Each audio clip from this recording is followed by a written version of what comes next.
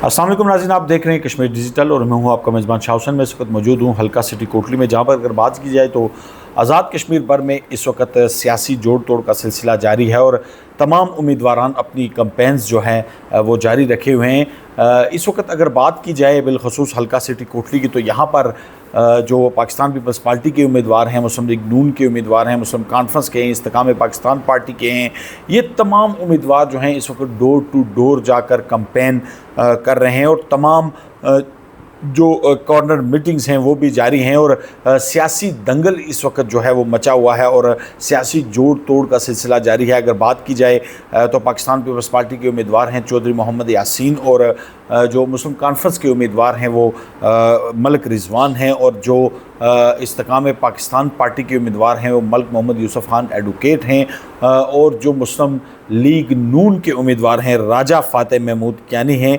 आज़ाद उम्मीदवार भी यहाँ से एक हैं जो रशीद बानिया उनको कहा जाता है। इस वक्त हमारे साथ नासिर नसीर मलिक मौजूद हैं, मुस्लिम कॉन्फ्रेंस के सीनियर रहनुमा हैं, किसी तारफ़ के मोहताज नहीं हैं। इनके साथ हम गुफ्तगू का आगाज़ करेंगे। सर, सबसे पहले बहुत शुक्रिया आपका, आपने हमें टाइम दिया। ये बताइएगा कि रिजवान मलिक जो हैं मुस्लिम कॉन्फ्रेंस के जो उम्मीदवार हैं, उनकी कैंपेन इस वक्त कैसे जारी है? बहुत शुक्रिया शाह हुसैन साहब आपका कि आपने हमारी राय जानने की जो है ना ये कोशिश की। तो रिजवान मलिक की जो कैंपेन है ना, तो रिजवान मलिक की अभी जो आपने जिन उम्मीदवारों के तमाम उम्मीदवारों के जो इस हल्के से इलेक्शन कंटेस्ट कर रहे हैं उनके नाम लिए, तो कैंपेन तो इन लोगों ने अभी शुरू की है। रिजवान मलिक साहब जो हैं वो अरसा 25 साल से कोटली की हर गली, हर पगडंडी, हर चौक चौराहे पे मौजूद हैं। तो उनकी कैंपेन तो अभी कभी ख़त्म ही नहीं हुई, वो काफ़ी अरसे से इसी तरह जारी है। तो आज भी जो हमारी कैंपेन है वो इंशाअल्लाह ताला बिल्कुल इख्तिताम के आखिरी मराहिल में है हमारी कैंपेन, और वो काफ़ी हद तक वो हमारा सारा जो मामला है सारा वो हमने कंप्लीट कर लिया है। ठीक है, आज भी आप इंशाअल्लाह देखेंगे कि आज शाम को एक और बहुत बड़ा आपको इसको मुखालफिन के लिए सियासी झटका जो साबित होगा, वो हमारे मौजूदा जो किसान काउंसलर्स हैं कुछ वो शामिल हो रहे हैं इधर। ठीक है, इंशाअल्लाह ताला उसको भी आपको ये किसान काउंसलर जो हैं, किसान की सीट पे जो काउंसलर हैं, इनका नाम क्या और ये कहाँ से बिलोंग करते हैं? ये इमरान मलिक इनका नाम है, दामोल से ही है। ठीक है, तो वो अपने जो है ना पूरी टीम के साथ इंशाअल्लाह आज हमारे टीम रिजवान मलिक का हिस्सा बन रहे हैं। ये बताइएगा नासिर साहब कि इस वक्त जो मौजूदा सूरत हाल है, यहाँ पर बड़े तगड़े उम्मीदवार हैं। चौधरी मोहम्मद यासीन है, पाकिस्तान पीपल्स पार्टी से जोड़ तोड़ के सियासी बादशाह उनको कहा जाता है, और वज़ारत उज़्मा के भी उम्मीदवार हैं। इसी तरह मलिक मोहम्मद यूसुफ खान एडवोकेट हैं, इस्तेकाम पाकिस्तान पार्टी से हैं, बड़े तगड़े उम्मीदवार हैं। पहले भी उन्होंने बहुत तगड़े मार्जिन से वोट लिए थे। इसी तरह जो हैं वो राजा फातेह महमूद कियानी हैं, मुस्लिम लीग नून के उम्मीदवार हैं। बड़ी तगड़ी कैंपेन इस वक्त उनकी जारी है और हर तरफ जो है उनका जो है दंगल मचा हुआ है। ये बताइएगा कि इन उम्मीदवारों के होते हुए रिजवान मलिक वो कैसे इलेक्शन कंटेस्ट कर सकेंगे? शाह हुसैन साहब, बेसिक जो दो बातें हैं वो आपको पता होनी चाहिए कि जितने भी आपने ये जो कैंडिडेट्स के नाम लिए हैं, तो सबसे पहली बात तो यह है कि ये तीनों कैंडिडेट्स जो हैं इनका अपना हवाई स्टेशन तक भी यहाँ मौजूद नहीं है। इस हल्के में उनका अपना हवाई स्टेशन भी नहीं है।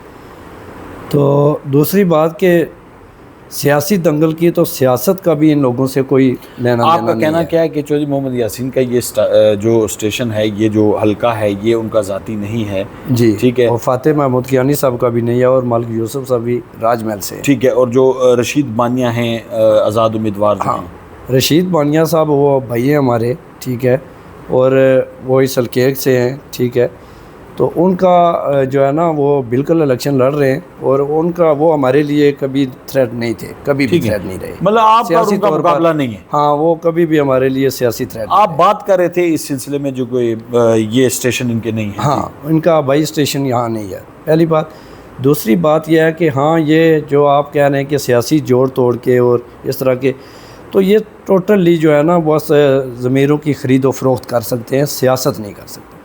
सियासत से इनका कोई तल्लुक़ नहीं है। सबसे पहले ये आपकी मैं थोड़े से माज़रत चाहूँगा आपकी करेक्शन करते हुए। जी जी। लेकिन यह है कि सियासत से इनका कोई तल्लुक़ नहीं है। दूसरी बात यह है कि ये लोग 5 साल से कोटली के जो मिसाइलिस्तान बना हुआ है, आपने देखा है, कचरे का इशू हो, चाहे हमारी असामियों का मसला हो, तरक्याती कामों के हवाले से हो, जो भी हो, वो सब चीज़ों में आपने देखा है कि ये बुरी तरह फ्लॉप हुए हैं चौधरी यासीन साहब। ठीक है।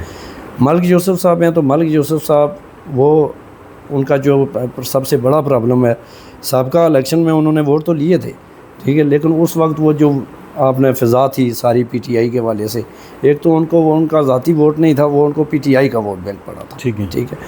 तो अब उस तरह की सिचुएशन नहीं है, पीटीआई के हवाले से भी नहीं है और उनके लिए भी ये हालात साजगार इस वक्त नहीं है। ठीक। फिर सबका इलेक्शन गुज़श्ता जो इलेक्शन था 21 का, उसके फ़ौरन बाद वो जिनके मद्दे मुकाबला इलेक्शन लड़ रहे थे, फिर उनके साथ ही जाके बैठ गए थे, जिनके अपोजिट उनको वोट मिला था चौधरी यासीन साहब के ख़िलाफ़, तो वो ख़ुद जाके उन्होंने 98 से वोटों को उनका हाथ फ़रोख्त कर दिया था चौधरी यासीन साहब के साथ। ठीक है। ठीक है। तो उनके साथ बैठ गए थे। अभी वो इस्तेकाम पाकिस्तान पार्टी में, अभी उनको मेरे ख्याल से इफ्तार भी नहीं हुआ, आपको बेहतर पता होगा, शायद 4-5 दिन हुए हैं। ठीक है। तो उस तरह से भी इस्तेकाम पाकिस्तान पार्टी का भी कोई कोटली के अंदर इससे पहले को ना कोई वजूद है और ना कोई वर्क था। ठीक है। तो वो भी इस वजह से वो आपको वही बता सकते हैं कि उनकी कैंपेन वैसे कैसी चल रही है। आप साफ़ी हैं, नासिर साहब, तो आपको पता है कि ये कैसी कैंपेन। ये बताएं कि इस वक्त रिजवान मलिक जो मुस्लिम कॉन्फ्रेंस के उम्मीदवार हैं, उनका मुकाबला चौधरी मोहम्मद यासीन साहब के साथ है, मलिक यूसुफ एडवोकेट के साथ है, या फिर फ़ातिह महमूद कियानी या फिर रशीद बानिया, इन चारों में से किसके साथ मुस्लिम कॉन्फ्रेंस के कैंडिडेट रिजवान मलिक का मुकाबला आपको नज़र आ रहा है? रिजवान मलिक साहब इस वक्त हल्के को लीड कर रहे हैं। ठीक है। हमारा मुकाबला इन तीनों में से किसी के साथ नहीं है, हम लीडिंग पोजीशन में हैं। विनिंग पोजीशन में? जी, हम लीडिंग पोजीशन में, विनिंग पोजीशन में। और इनकी जो कैंपेन का सिलसिला है, ठीक है, या ये जा रहे हैं हल्के में इधर उधर भाग दौड़ कर रहे हैं, तो इनका सिर्फ एक ही जो है ना, इनके पास लोगों को कहने के लिए या लोगों से बात करने के लिए सिर्फ 2 चीज़ें हैं। एक तो ये फ़ोटो सेशन के लिए जाते हैं, दूसरा ये इनकी बातें होती है कि हम बंदे भी, जब वो आगे किसी बंदे को बोलते हैं कि बंदे नहीं आ रहे हैं या नहीं आएंगे, तो ये कहते हैं कि बंदों की आप परेशानी ना करें, वो हम लेके आ जाएंगे। तो इस तरह के हालात में ये क्या कैंपेन करेंगे और क्या जो है ना सियासी मुकाबला इनके साथ क्या होगा, ये फिर आप साफ़ी हैं। नासिर साहब, अगर मुस्लिम कॉन्फ्रेंस के इस वक्त जो सदर हैं और मुस्लिम कॉन्फ्रेंस पार्टी जो है वो नून लीग के साथ इत्तेहाद कर लेगी या किया उन्होंने, ठीक, अगर इत्तेहाद कर लेती है तो फिर रिजवान मलिक किसी के हक़ में बैठ जाएंगे या इलेक्शन लड़ेंगे? पहली तो बात कि अभी तो इत्तेहाद का कोई इस तरह की बात नहीं है, मौजूद नहीं है। ठीक है।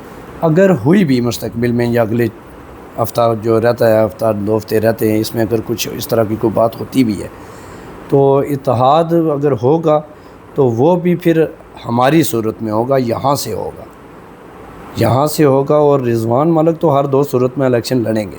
ठीक है। वो कभी किसी के हक़ में, ये जो दस्तबरदार वाली बातें, ये अब ऑप्शन ख़त्म हो चुके हैं, दस्तबरदारी वाले ऑप्शन सारे ख़त्म हो चुके हैं। सीट एडजस्टमेंट अगर होती है तो मुस्लिम कॉन्फ्रेंस सीट एडजस्टमेंट भी मलिक रिजवान की सूरत में करेगी, किसी दूसरे कैंडिडेट के लिए इस हल्के में नहीं करेगी। ठीक। ना साहब, ये बताइएगा, जो मुस्लिम कॉन्फ्रेंस के उम्मीदवार थे जो 2021 के इलेक्शन में फ़ारूक सिकंदर थे, जी, नामज़द उम्मीदवार थे मुस्लिम कॉन्फ्रेंस के, यहाँ से टिकट से उनको मिला था, तो बहुत से कारकुनान जो थे वो नाराज़ भी हो गए थे। उनका ये कहना था कि रिजवान मलिक को टिकट जो है टिकट दिया जाए।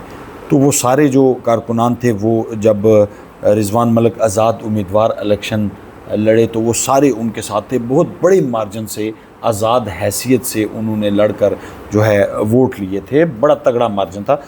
तो वो सारे कारकुनान जो थे, जो रहनुमा थे मुस्लिम कॉन्फ्रेंस के, जो नाराज़ थे, वो अभी आपके साथ दोबारा आए हैं, वो राज़ी हो चुके हैं, उनके दिल में खुशी हुई है कि रिजवान मलिक को टिकट मिला है, तो वो साथ चलेंगे आपके साथ या अभी भी नाराज़? शाह हुसैन साहब, वो सारी टीम जो मुस्लिम कॉन्फ्रेंस के नाराज़ जो कारकुनान थे, वो 21 के इलेक्शन से और रिजवान मलिक के साथ वो पिछले 25 साल से, वो कभी हम अलहदा हुए ही नहीं। ठीक। इसलिए आज उनके साथ होने का सवाल नहीं बनता, वो पिछले 25 साल से ही रिजवान साहब के साथ है, चाहे वो मुस्लिम कॉन्फ्रेंस में और चाहे वो आज़ाद उम्मीदवार। आपको ने 21 का रिज़ल्ट देखा था ना इलेक्शन का, तो वो जमात से गलत फ़ैसला हुआ था मुस्लिम कॉन्फ्रेंस से, एक है ना गैर जो है ना मतवक्को फ़ैसला था वो, तो हमारे लिए बड़ा मुश्किल था उस वक्त। लेकिन उसके बाद वो सारे कारकुनान और आज़ाद हैसियत से 7-8 हज़ार वोट लेना, ठीक है, वो इलेक्शन, वो उसके रिज़ल्ट वो आपको बता सकते हैं कि मुस्लिम कॉन्फ्रेंस के कायदीन या कारकुनान आप मुतहिद थे या नहीं थे, वो उस रिज़ल्ट से आपको अंदाज़ा हो जाना चाहिए था। तो वो कभी अलग हुए ही नहीं हमसे कि आज हम कहें कि वो सारे हमारे साथ आ गए या राज़ी हो गए या कोई नाराज़ थे तो आप खुश हैं, नहीं, वो पहले भी खुश थे। 21 के इलेक्शन में हमने इलेक्शन लड़ा हमने, तो उस वक्त भी वो हमारे साथ थे, खुश थे, आज भी खुश हैं। और आज भी जो हमारा वर्क है पिछले 5 साल से, वो हल्के में ये जो बाकी आप 3 कैंडिडेट गिनते हैं तो वो कहाँ मौजूद थे इस हल्के में। आप लोग ख़ुद साफ़ी हैं और मुख्तलिफ़ सर्वेज़ वगैरह में आपके देखता भी रहता हूँ, तो वो आपको पता होना चाहिए कि हल्के में जो बंदा मौजूद रहा और लोगों के साथ हर मुश्किल में, ठीक है, धूप छाँव बारिश बहार ख़ज़ां जो भी देखा हमने, वो हमने लोगों के साथ ही देखा है ना साहब। ये और मुकम्मल मौजूद रहे। ना साहब ये बताइएगा कि इस वक्त जो रिजवान मलिक के भाई हैं, हमज़ा नाम है उनका, जी हमज़ा, उनके पास बड़ी तगड़ी तगड़ी गाड़ियाँ हैं, V8, लेक्सिस, फॉर्च्यूनर और पता नहीं कौन कौन सी नाम भी मुझे नहीं पता, ऐसी तगड़ी तगड़ी गाड़ियाँ ये गाड़ियाँ उनकी नहीं, मैं मेरी बात सुन लेना।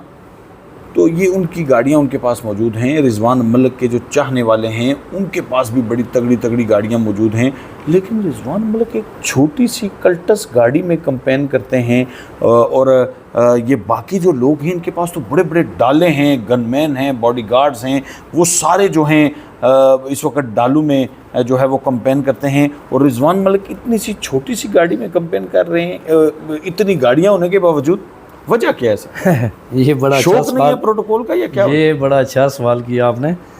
शौक की बात नहीं है, बात यह है कि शाह हुसैन साहब जो हल्के के हमारे या पूरी रियासत के जो मसाइल हैं, क्या उस सूरत में हमारी आवाम या हम ये सारे जितने भी हैं बहैसियत इंसान भी, क्या हमें ये सारी चीज़ें ज़ेब देती हैं? सबसे पहले इसको देखना पड़ेगा। उसके बाद जो आपने कहा कि रिजवान मलिक साहब के भाइयों के पास तो सब, रिजवान मलिक जो सियासत कर रहे हैं तो वो उन्होंने हमेशा से जो की है तो कभी उन्होंने सेल्फ प्रोजेक्शन के लिए नहीं की, ठीक, सबसे पहली बात। तो दूसरा नंबर कि अभी जिस ग्रुप से हम गुज़र रहे हैं, ठीक है, ये जो सारे सिनेरियो जो बना हुआ है रियासत के अंदर, तो उस सिचुएशन में भी ये जो लाओ लश्कर लेके जा रहे हैं, तो ये डाले और इस तरह की जो गार्ड्स और गन्ने और ये सारा कुछ, तो ये माफियाज़ के काम होते हैं। ये एक आम शहरी जो दर्द रखता हो हल्के के लोगों का, मसाइल को हल करने का कोई प्रोग्राम रखता हो या जो भी हमारे लोगों का दर्द समझता हो, तो उसको ये चीज़ें ज़ेब ही नहीं देती। ठीक है ना साहब, आखिरी सवाल आपसे करूँगा कि जो कोटली शहर के लोग हैं, कोटली के बाशऊर गयूर हल्का कोटली के जो लोग हैं, उनको क्या पैगाम देना चाहेंगे? मेरा इस वक्त माशाल्लाह कोटली की आवाम जो है ना वो बड़े बाशऊर और बड़े गैरतमंद और दिल रखने वाले और अच्छे बुरे की पहचान करने वाले लोग हैं। तो मेरा तमाम आवाम से यही गुजारिश होगी कि प्लीज़ अब की बार पेट से ना सोचा जाए, बल्कि दिमाग से, दिल से और ख़ास कर कोटली के लिए सोचा जाए, ना कि आप बरादरियों के लिए, सेल्फ प्रोजेक्शन के लिए, ठीक है, किसी डिज़िग्नेशन के लिए या इस तरह की, या पाकिस्तान की या हुकूमत या इस तरह की अपोजिशन, इस तरह की जमातों को देखने के बजाय आप और हम सब मिल के हम हल्के को देखें।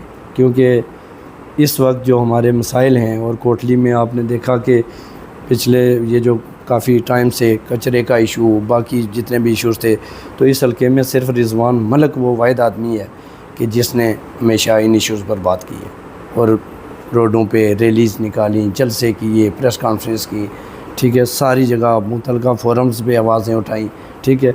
तो ये इसलिए कि हम ये समझते हैं कि हमारे पास हल्के के इन मसाइल का हल मौजूद है, और वो इसलिए वो, लेकिन ये तब मुमकिन होगा, ये अकेले रिजवान मलिक का टीम, रिजवान मलिक का ठेका नहीं है, ये इस हल्के में रहने वाले हर बाशऊर शहरी का, ठीक है, ये हमारा फ़र्ज़ बनता है कि हम उनका हाथ बटाएं, ठीक है, उनके साथ मिल के चलें, अपने हल्के के मसाइल को हल करें, उनको कामयाब करवाएं।